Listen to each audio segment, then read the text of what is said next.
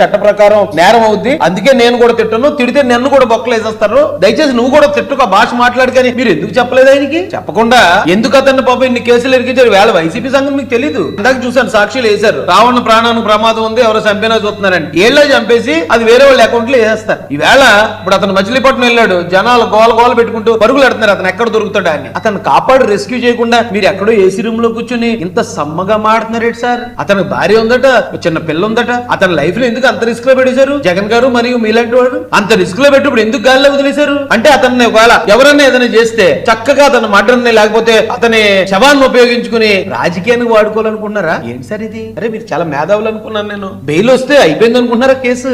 రేపటి నుంచి రావణ్కి ఎవడో ఉండడు, వెనకాల ఎవ్వడో ఉండడు, ఆ వాయిదాలు తిరిగేటప్పుడు ఎవ్వడో ఉండడు. ఆ వాయిదాలు ఇప్పుడు ఇవాళ జనం అతని మీద అలా పరుగులు ఎట్టించి అతన్ని ఇచ్చేయడానికి ప్రయత్నిస్తున్నారు ప్రజలు. రేపు పొద్దున వాయిదాలకు వస్తే వాయిదాలు కానీ why category Z category security వేసుకుని వస్తాడు ఏంటి? ఎందుకు అతని ప్రాణాలు అలా రిస్క్ లో పెట్టారు? అతని లైఫ్ ని ఎందుకు అలా రిస్క్ లో పెట్టారు? మళ్ళీ ఇలా సపోర్ట్ చేయడం ద్వారా మాసేన్ రాజేష్ ఆయన వేదన అది అంటే ఆయన క్వశ్చన్ చేయాలి కాబట్టి పార్టీ తరఫున క్వశ్చన్ చేశారు. తర్వాత రావణ్ భార్య అనూష్ గారు ఒక పత్రికా ప్రకటన ఇచ్చారు. నా భర్తది కమ్మ కులం రావణ్ చౌదరి అని చెప్పేసి తప్పుడు ప్రచారం చేస్తున్నారు. ఆ ప్రకటన కూడా చూడొచ్చు. సరే, మరి ఆవిడ ఎందుకు హఠాత్తుగా ఈ పత్రికా ప్రకటన ఇచ్చారనేది అర్థం కావట్లేదు. అంశం పక్కన పెడితే ప్రభుత్వం స్టాండ్ ఏంటి సార్ రావణ విషయంలో? కేసుల మీద కేసులు పెట్టుకుంటూ వెళ్ళి జైలు నుంచి జైలుకి మార్చుకుంటూ రిమాండ్ నుంచి అదే పంగానే ఇంకో కేసులు ఇంకో చోట రిమాండ్ పంపించుకుంటూ వెళ్ళటం. ఇప్పుడు చట్టపరంగా మీకు యూ హ్యావ్ ఎవ్రీ రైట్, ప్రభుత్వానికి పరిపూర్ణమైన హక్కు ఉంది దాన్ని హ్యాండిల్ చేయడానికి. ప్రభుత్వ వ్యవస్థలు పనిచేయాలి, చేస్తాయి కూడా. చట్టం ప్రకారం వెళ్ళిపోండి. అప్పుడు అతను మాట్లాడింది అభ్యంతరకరమైన భాష. ఈవెన్ కృష్ణాంజనేయులు గారు కూడా ఆయనకి హ్యాస్ నో సెకండ్ ఒపీనియన్ మాట్లాడిన భాష మీద, రావణ్ మాట్లాడిన భాష మీద. బట్ చట్ట ప్రకారం అది ఏ ఫ్రేమ్ కిందకు వస్తుందో ఆ ఫ్రేమ్ కింద కేసులు పెట్టండి.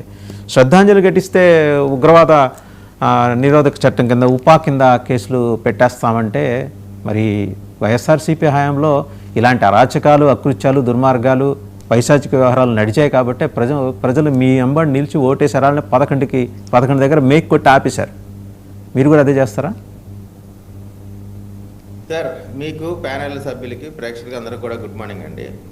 ఇప్పుడు రావణ్ యొక్క జరుగుతున్నటువంటి ఆ మీటింగ్ నుంచి ఈ రోజు వరకు కూడా మీరు జరిగింది మొత్తం పరిశీలిస్తే అందరి టార్గెట్ పవన్ కళ్యాణ్ గారిని సెంట్రిక్గా చేసుకొని టార్గెట్ చేసేటువంటి ప్రయత్నం చేశారు ఒకటి. రెండోది, ఇప్పుడు క్రైస్తవులకు సంబంధించినటువంటి 1950